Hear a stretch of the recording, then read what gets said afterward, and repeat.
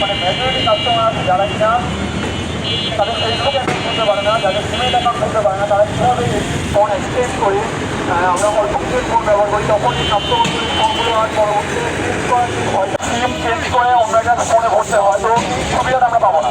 আমরা ধরেন কোথাও গেছি, আমার একটা ফোন সমস্যা হলে সিস্টেম যখন আমরা চালু করবো, আমাদের সরকার থেকে চালু করা হবে, তখন দেখছেন একটা মাঠ পর্যায়ে একটা হচ্ছে ছোঁয়া বন্ধ করে দিচ্ছে।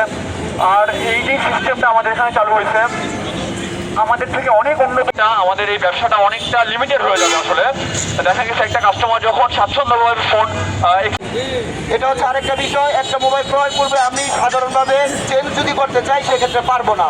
সেটার এনআইআর এনইআইআর চালু করলে ওনারা সাংবাদিকদের জানাতে চাই এই এনইআইআর কিভাবে একটা মানুষের নিরাপত্তা দিতে পারে। সম্মানিত ব্যবসায়ী ভাই ও বন্ধুরা এবং সাংবাদিক ভাই ও বন্ধুরা,